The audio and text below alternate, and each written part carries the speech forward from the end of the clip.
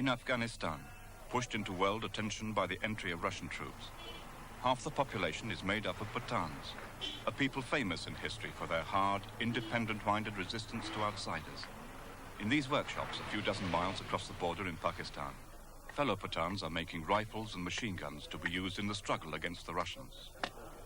Brilliant, homemade copies of standard weapons, assembled here in the back streets of Dar Adam Khel.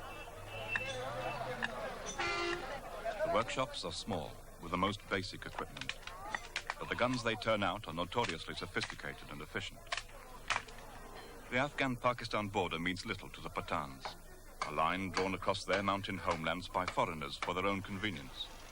By the British, in fact, when they defined the northwest frontier of their Indian Empire at the end of the last century.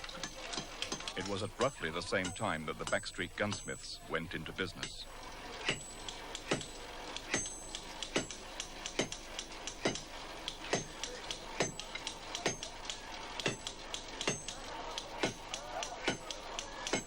An impressive succession of outsiders have tried and failed throughout the centuries to take over the Pathans' territory.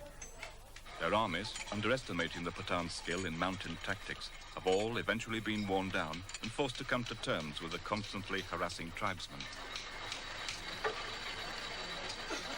A rifle means everything to a Pathan tribesman. It brings prestige. It's a deterrent to others in the world where he knows there may be a clan enemy waiting to kill him in blood feud. It shows that he is brave and has the admired readiness to fight. It's part of the way of life. But the Pathans are served by something else, just as effective as their weapons.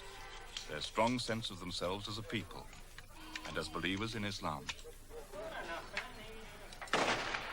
Central Asia's current upheavals are closely linked with the Islamic world's new burst of self-confidence.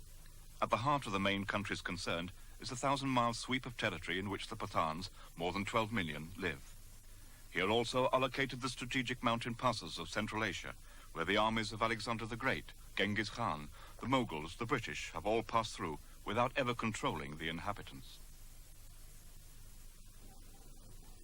The Pathan's sense of identity does not come from widespread organization of any kind. They have no central authority. They are a group of detached and independent tribes with many names. The Afridi, the Wazirs, seen here, the Momans, the Yusufzai, the Orakzai, and many more.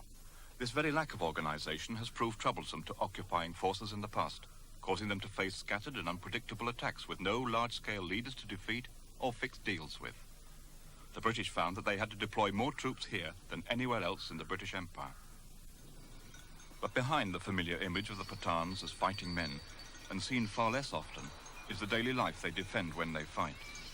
Tribal Pathans live in scattered and nearly self-contained villages, farming the valleys and herding their animals on the dry slopes.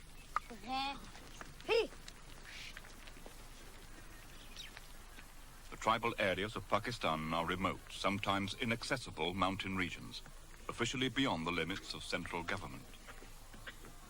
Pakistan's law does not reach here. The government would only interfere in village life in the event of exceptional disorder between the tribes, and then at the risk of retaliation.